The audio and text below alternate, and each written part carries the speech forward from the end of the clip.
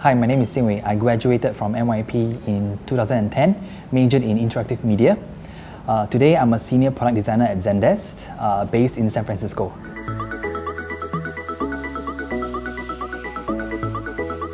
I had my first computer when I was 11, so I play a lot of games, and one of the games is called actually Neopets. It's an online virtual pet where you can battle with your friends. So in order to attract visitors to buy weapons and buy food from me, I picked up basic HTML and CSS, and also JavaScript, where you can change the color of the text, change the appearance of the shop front to attract more visitors. So that was like my first-hand experience learning coding, and I was quite fascinated by how bits of code can change the appearance of the website. And this curiosity led me to learn more about design and web. And then when I went on to my secondary school, I actually picked up more, and from then on I've built my first website for the school and subsequently took on freelance projects. Then on I tell myself, like, this is what I want to do, and hence I enrolled myself to Nanyang Polytechnic, School of Interactive and Digital Media.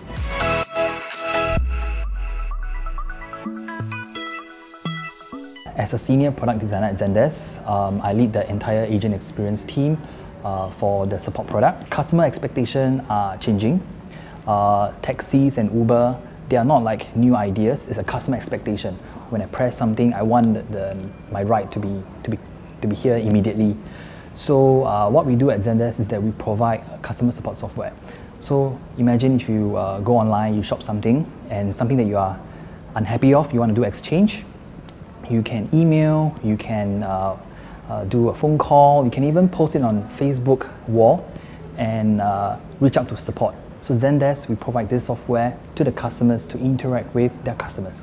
So my work centers around the agent's persona, understanding what is their pain point, their struggles, coming up with design solutions with a cross-functional team.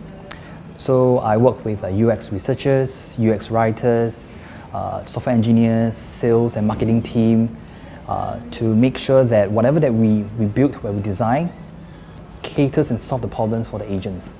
And I spent most of my time working with product managers and software engineers to iterate and improve on the software constantly. My day-to-day includes sketching, wireframing, prototyping, visual design, and interaction design. Basically, I will do whatever it takes to solve agents' problem and provide them with like more efficient ways to contact or reply to the customers.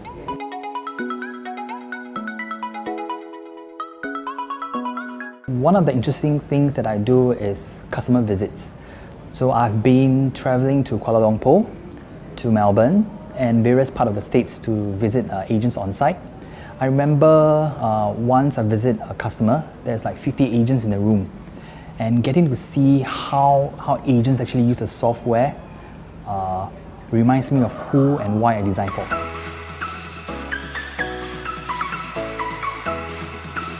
So when I first joined a startup, there was only 5 designers that I worked with. Today at Zendesk, we have 45 designers across 12 different cities. So time zone differences and all this widespread of designers across these countries is a huge challenge for us.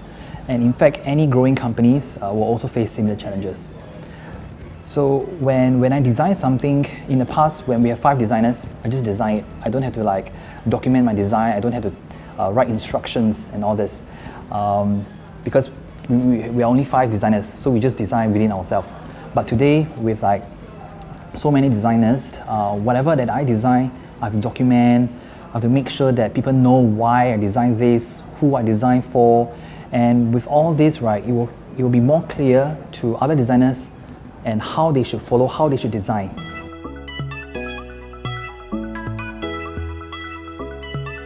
The most unique part on working in San Francisco is that after work, I would usually go for design meetups.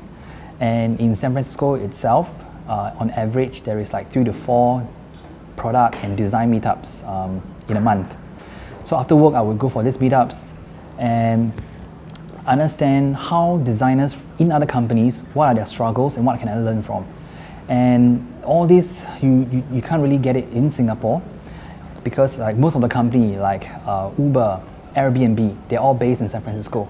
So it's good to learn from other designers and you can bring it back from what I've learned back to Zendesk. Mostly it's the way we conversed. So even though we speak English, but there are certain terms that we use differently. So example, in Singapore we say petrol station, but over in the US they say gas station. And then we say the boot of the car, they say the trunk of the car. And I still remember one time when somebody say how are you, I actually thought that they are asking me a question. But how are you is actually a way of saying hi. So people will say how are you, and they just walk past each other. So this is something that I have to understand, that oh, how are you is actually a way of saying hi. So there's also another incident where I went to a restaurant. Usually when in Singapore, when a waitress asks you how many of you, I'll just show a hand sign, 6. But when I went to a restaurant in San Francisco, they say how many party of you? I show this sign, and the waitress give me back this sign, and this sign is actually like hi, how are you? It's like a different signage. So I have to change my way of saying, and it's funny because most of my US colleagues they don't actually use hand sign. Like I have to show them like this is 1, 2, 3, 4, 5, 6, and 7. So they don't have this concept of using hand sign as a numbers.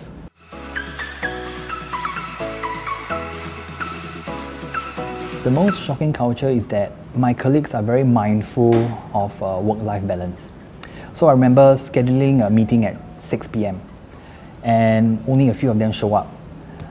So something that I learned is that people really cares about their after work hours. So most people comes to office early, like let's say 8 or even 7:30, and they leave work at 4 p.m. or 4:30. Like in Asia culture, we might feel that, oh, if my boss haven't left the office, I cannot leave the office. So there's like a very shocking culture, and somehow I have to adapt because we have people who are very mindful about the work time. So I have to make sure that the meetings that I schedule are their work hours.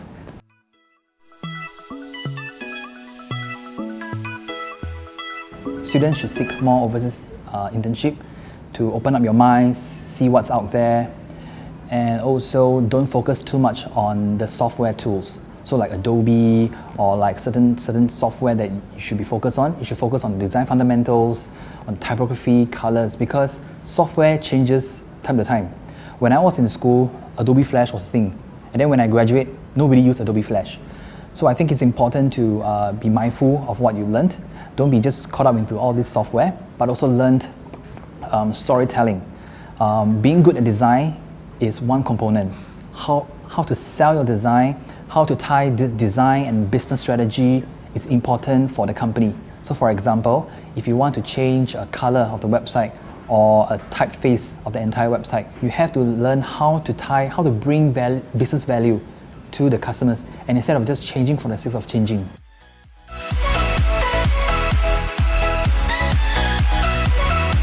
At SDM, we have a wide variety of courses.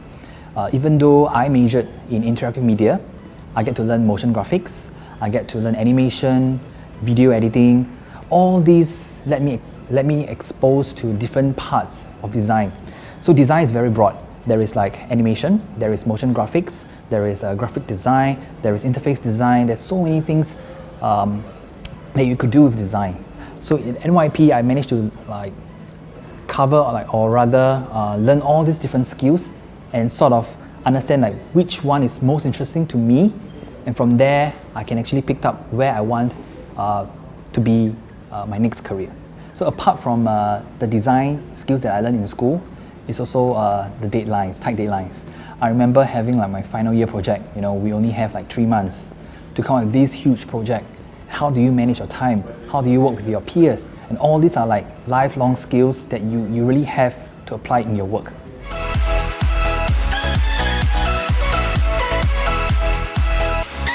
So I got into NYP through special direct admission, and I remember having 2 interviews in a day.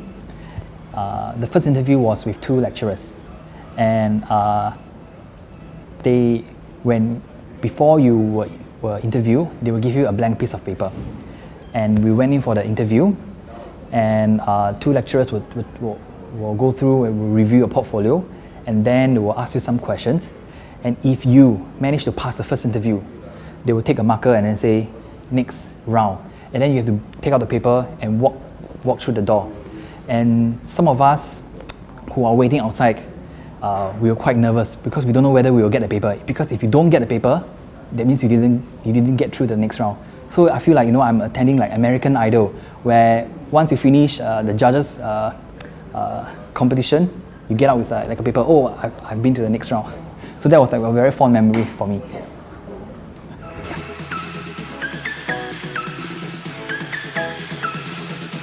I foresee myself continue to be in this product designer role. There's so much to learn. So I will continue to hone my skills, design skills, and not just design skills, telling a story, tying business strategy, and also to mentor other designers so that people will get more and more interested into product design. Because I think if you ask graduates now, like, what do you want to be? They just want to be a graphic designer, interface designer, UX designer, but there's a lot more into design. So hopefully, you know, by mentoring, exposing myself to more design, to more designers out there, there might be more and more people interested in design.